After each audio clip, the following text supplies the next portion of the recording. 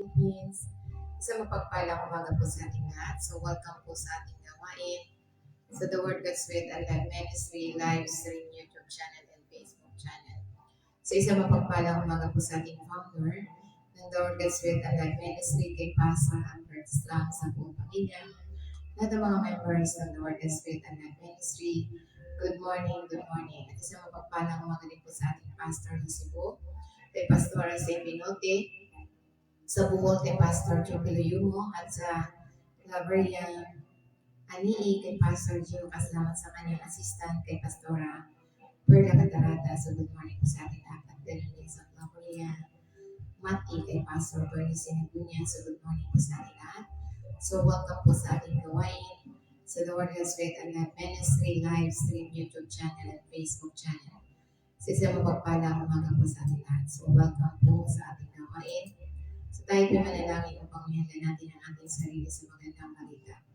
Yes, good morning, Father God in heaven. Good morning, Lord Jesus. Good morning, Holy Spirit. We come to you in these beautiful days with abundant thanksgiving and praise in the name of Jesus Christ, with the power of the Holy Spirit. Father, thank you for the great new day, with your unconditional love, joy, patience, loving kindness, mercy, miraculous ways in our life, Father.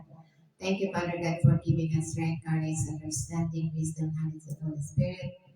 You're the best teacher. We acknowledge and allow you to use me mouth to speak your words to every one of us. Salamat, Father God, sa mensahe na kailangan ng mga anak ng sino mo makatune in, makapakinig ay may buhat na pangyarihan sa bawat sumasampalataya.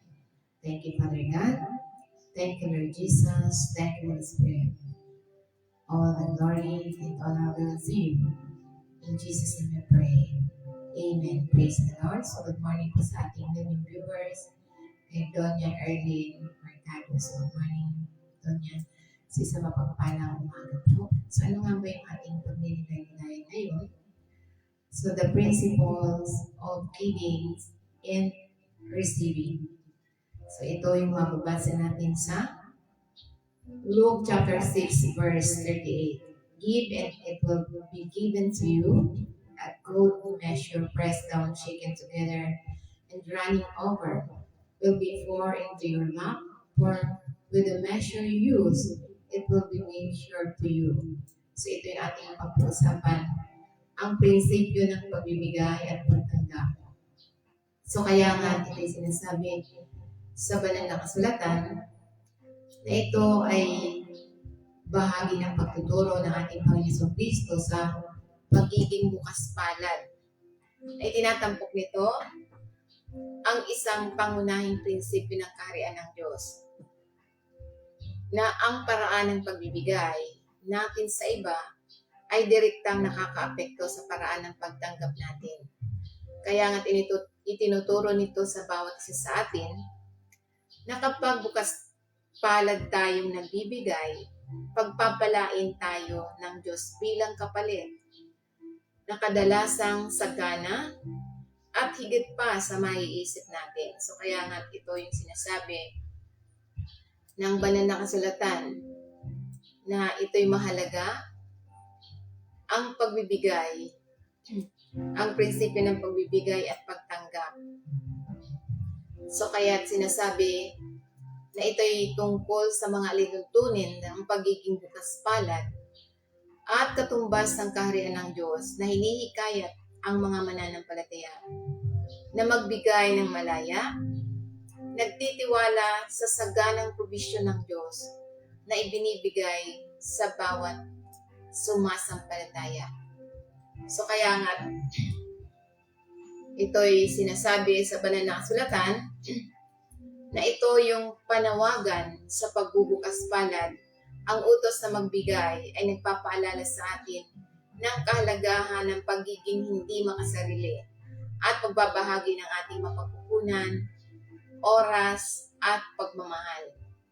So kaya nga, sinasabi pa, ang pagbibigay ay sumasalamin sa katangian ng Diyos na siyang tunay na nagbibigay. Tulad ng Panginoon Kristo, binigay niya sa sangkatauhan para ang sino mang sumasampalataya ay mapalaya, magkaroon ng saganang buhay, walang sakit, So dahil God's abundant blessing, ito yung pinilig, niyanig, at umaapaw na naglalarawan, na umaapaw sa kasaganaan na binibigay ng Diyos sa bawat isa sa atin.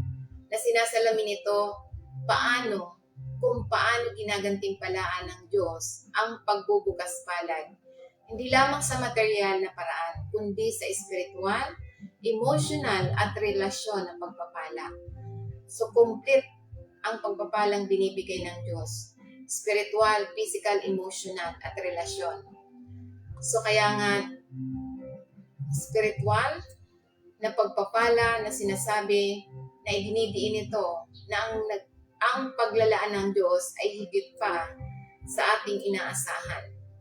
So kaya nga ang prinsipyo ng kapalit, ang panukat, sa panukat na yung ginagamit ay susukatin sa inyo na binibigyan diin ang idea ng ating pagbubukas palad. So yung pagbubukas palad natin na sinasabi sa banal na kasulatan, ito yung tumutukoy kung paano natin nararanasan ang pagpapala ng Diyos. Kaya kapag nagbigay tayo ng bukas palad at may tamang puso, binubuksan natin ang ating sarili upang tanggapin ang kabutihan at pagpapala, proteksyon ng Diyos bilang kapalit. So kaya nga't ito yung pangunahing prinsipyo ng pagbibigay at pagtanggap. Kaya una, ito yung principles of generosity.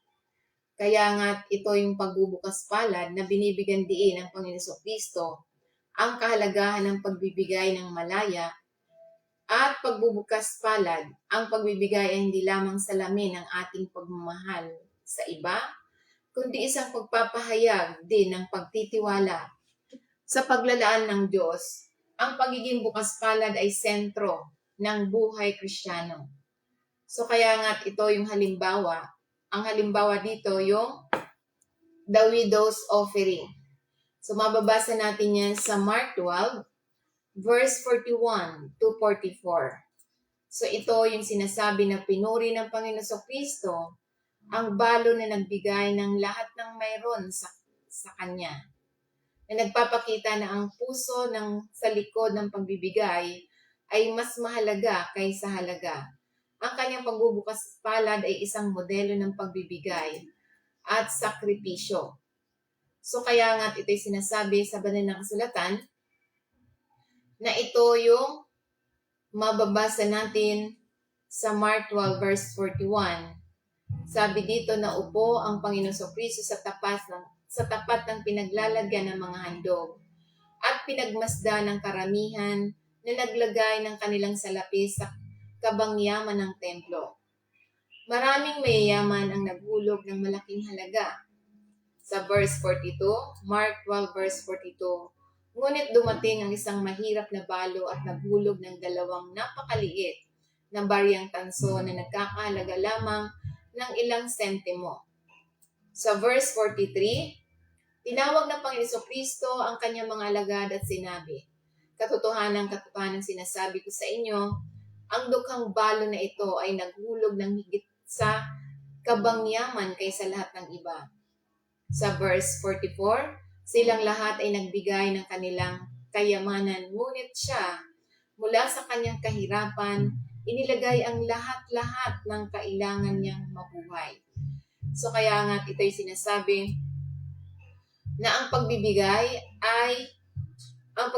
ng sakripisyo ng balo ay inihahambing ito ng mga handog ng mayayaman. Habang ang mayayaman ay nagbigay mula sa kanilang labis, yung hindi na nila kailangan. Ang balo ay nagbigay ng lahat ng kanyang mayroon sa kanya, na tinatangkilik na nagpapakita ng tunay na pagbubukas palad at pagkilala sa Diyos na ginagamit ng Panginoon Kristo ang kanyang halimbawa upang ituro na ang halaga ng isang regalo ay hindi nasusukat sa halaga nito, kundi sa puso at sakripisyo sa likod nito. Na tinawag nito ang mga mananampalataya na magbigay ng may pananampalataya katapatan, nagtitiwala na ibibigay ng Diyos ang bawat pangangailangan natin. So kaya nga't ito'y sinasabi sa Proverbs 22 verse 9. The generous will themselves be blessed, for they share their food with the poor. So ibig sabihin, ito yung mga pagpapalang nagmumula lamang sa pagbubukas palad, na itinuturo nito ang mga nagpapakita ng kabaitan at nagbabahagi ng kanilang mga mapagkukunan sa iba, lalong-lalo na sa mga nangangailangan, ay makakaranas ng pabor at pagpapala bilang kapalit. So kaya nga't ito'y pinasisigla nito ang spirito ng pagkamahabagin at pagiging di makasarili na nagpapakita na ang pagbibigay ay hindi lamang nakikinabang sa iba, kundi nagdudulot din ng kagalakan at gantimpala sa nagbibigay. So ibig sabihin, ikaw na nagbigay, magdudulot sa iyo ng pagpapala at gantimpala. Hindi lamang yung tumanggap ang nakatanggap ng gantimpala, ngunit ikaw na nagbigay. So ano pa ang tinuturo sa atin? The principle of giving and receiving God's abundant blessing in return.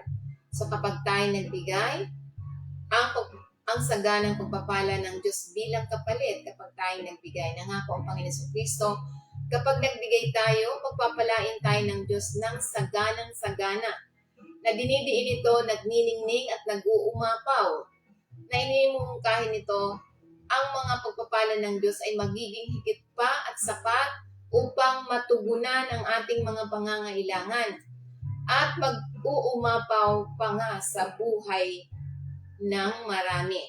So kaya nga, tulad na lamang sa halimbawa ng pinakain ng Panginoon Kristo ang 5,000 katao maliban sa mga anak at mga asawa ng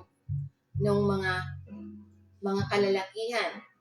So kaya nga, mababasa natin yan sa Mateo 14 verse 13 to 21. Basahin nyo na lamang po sapagkat mahaba po ito. So kaya nga't mahalaga na itong 5,000 katao na kalalakihan nang makuha ng Panginoon Kristo ang kaunting pagkain, 5 tinapay at 2 isda lamang ng isang batang lalaki at binasbasan ito sapat na iyon upang pakainin ang libo-libo at may 12 basket ang mga natira, na inilalarawan nito ang mahimala ang saganang paglalaan ng Diyos kapag ibinibigay natin ang mayroon tayo. So tulad nung isda at tinapay, na 5 tinapay at 2 isda, ngunit pinarami, mahimalang pagpaparami ng Panginoon. Kaya nga ito yung sinasabi na hindi lamang nasiyahan ang lahat, ngunit mayroon ding 12 basket pa ang natira. Naglalarawan kung paano ang paglalaan ng Diyos ay higit pa sa ating mga pangangailangan. Kaya nga, ito yung basahin nyo na lamang po, summary lang po yung aking nabanggit. So kaya nga't mahalaga na tayo ay sumusunod sa salita ng Panginoon. Dahil ito yung mahimalang ng pagpaparami ng Panginoon sa pamamagitan lamang ng 5 tinapay at 2 isda. Ang Panginoon Kristo ay gumawa ng isang himala sa pamamagitan ng pagpaparami ng pagkain upang makakain ang buong sambayan. Pagkatapos magpasalamat at hatiin ang mga tinapay, ang pagkain ay ipinamahagi at ang lahat ay kumain hanggang sa mabusog. Kaya nga kapansin-pansin na may 12 pang basket ang natira, na sumasagisag sa kasaganaan at pagpapala ng Diyos. So kaya nga, ito yung God's provision, abundance provision. Ang himala ng pagkain sa 5,000 lalaki, hindi kasama ang mga babae at bata, na nagpapahiwatig na ang aktual na bilang ng pinakain ay mas mataas, na binibigyan din ito ang kakayahan ng Diyos na maglaan ng sagana higit pa sa kung ano ang tilang posible. So kaya nga, ito yung sinasabi na magandang balita. Kaya nga, itinatampok nito ang habag ng Panginoon Jesucristo na magbigay kahit na sa mga sitwasyon na tilang imposible, magiging posible para sa Panginoon. Kaya nga ito yung kahalagahan ng pananampalataya at pagtitiwala sa ating Panginoon Jesucristo upang matugunan ang ating mga pangangailangan. So ipinapakita nito, maaring kunin ng Diyos ang kaunting mayroon tayo at maaari niyang paramihin para pagpalain ang iba na nagtuturo na kasama ng Diyos. Ang kakapusan ay maaring maging kasaganaan.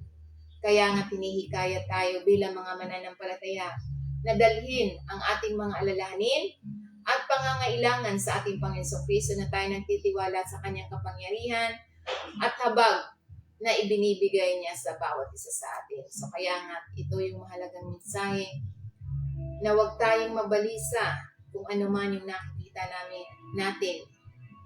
So ang Diyos ay naglalaan sa kanyang bayan. Kaya nga ito'y sinasabi sa banal na kasulatan sa 2 Corinthians chapter 9 verse 10.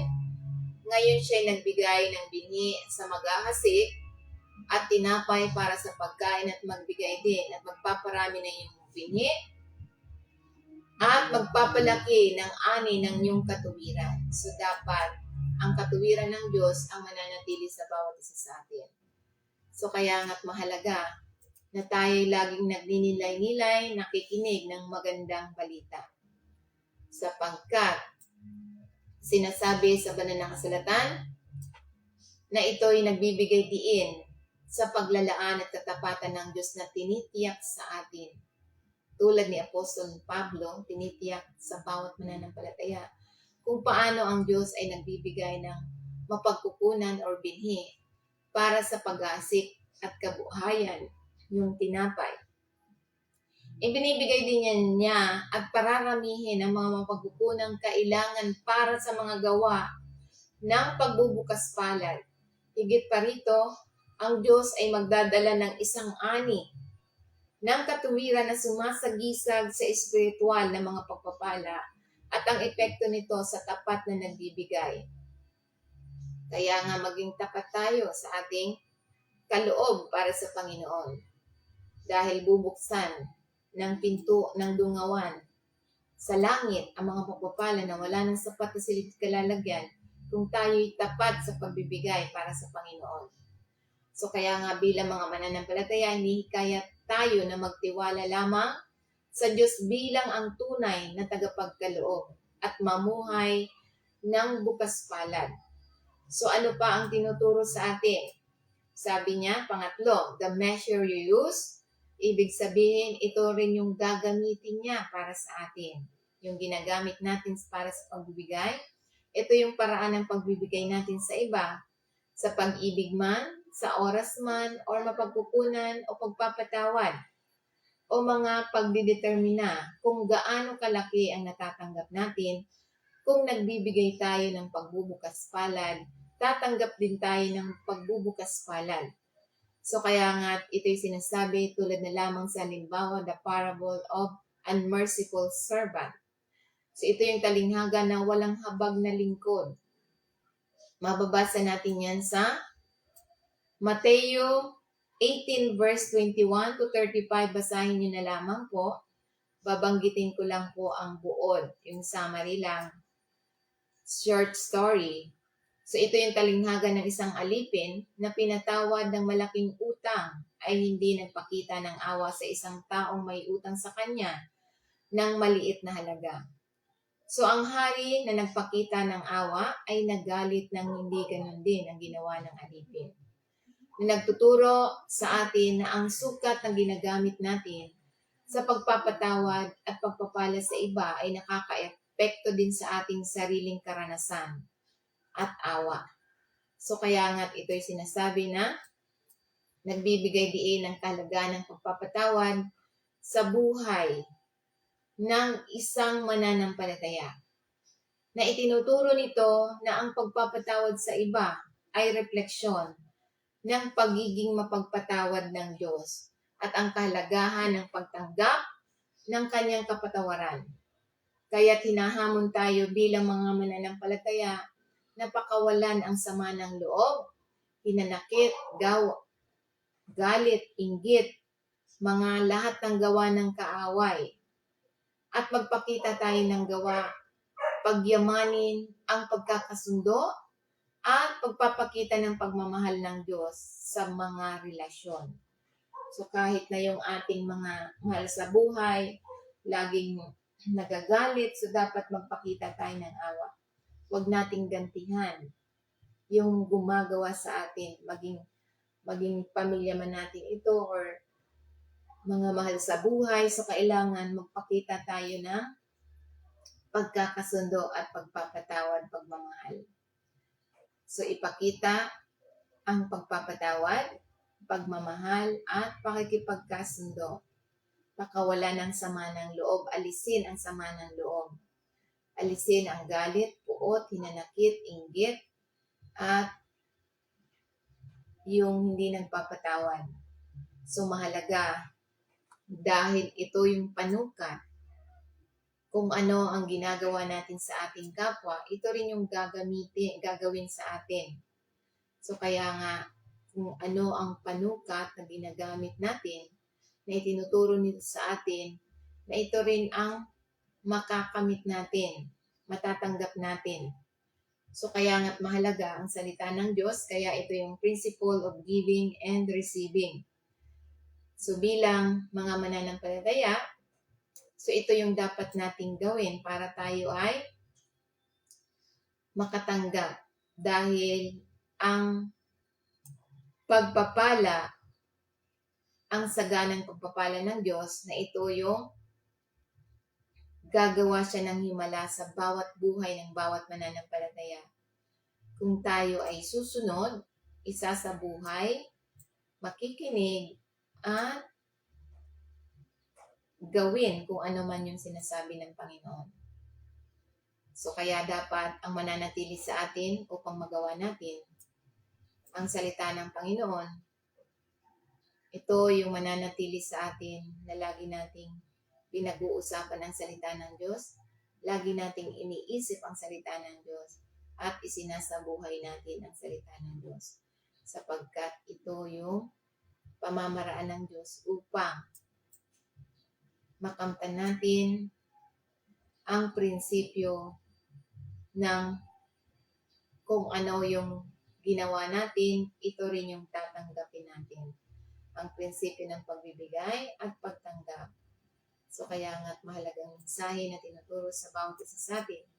Kaya kung nais natin na tayo ay makapagbigay at tatanggap, ito lamang ang tanging paraan na tayo ay magpasako sa pamamahala ng ating Panginoon Kristo, dahil magbigay kayo at kayo bibigyan isang takal na mabuti, siksik, ligbig at umaapaw, ay ibubuhos sa inyong kandungan sapagkat sa panukat na yung ginagamit ay susukatin kayo. So kaya kung hindi kayo maniniwala sa Panginoon, hindi rin kayo makakatanggap ng kanyang gantimpala. So kaya nga, ito lamang ang patanging paraan na tayo maniwala sa Panginoong Kristo na siya ay nagpakamatay. Siya ay namatay para sa ating kasalanan. Ibinigay niya ang kanyang sarili upang makamtan natin, matanggap natin ang kaligtasan. Ibinigay niya ang kanyang buhay para tayo ay mabuhay sa sanlibutan. Para tayo magkaroon ng saganang buhay, masagana, walang sakit, walang mahirap. Dahil ang pagbibigay is masalamin sa katangian ng Diyos na siya ang tunay na nagbigay. So ibinigay niya ang kanyang bugtong na anak upang matanggap natin ang kaligtasan, upang matanggap natin ang pagpapatawad, upang matanggap natin na tayo walang sakit, upang matanggap natin na tayo ay mayaman sa spiritual, physical, at emotional. So ito yung masaganang pagpapala ng Diyos na siksik, liglig at umaapaw na sa kasaganaan na sinasalamin kung paano ginagantimpalaan ng Diyos ang pagbubukas palad hindi lamang sa material na paraan, kundi sa spiritual, emotional, relasyon at proteksyon, mga pagpapala sa bawat buhay ng bawat mananampalataya. Kaya handa na ba kayong tanggapin ang pagpapala ng Panginoon na ikaw ay walang sakit, walang kahirapan, walang problema dahil ang Diyos ang magdadala at walang sakitin. So handa na po tayo? Kung handa na po tayo, sundan po natin ang panalangin ito na papasukin natin at tanggapin natin ang pagpapala ng Panginoon sa pamamagitan ng pagpapahayag ng ating pananampalataya sa Kanya. So repeat after me. Sundan natin ang panalangin ito. Heavenly Father, alam kong pinaghiwalay ako sa aking kasalanan mula sa iyo. Salamat sa pagpapadala mo sa iyong bugtong na anak upang mamatay sa aking lugar at sa ikatlong araw ay muling nabuhay para sa aming lahat.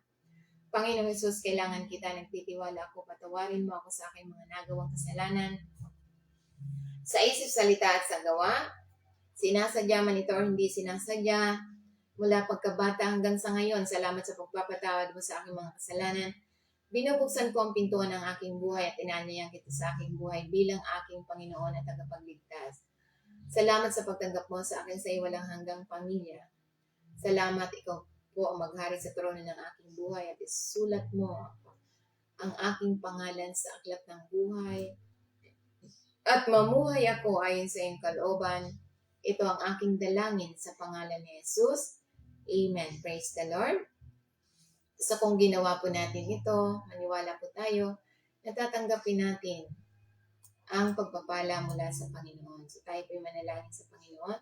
Ibigay po natin sa Panginoon ang ating alalahanin at siya ay bibigyan niya tayo ng sagana.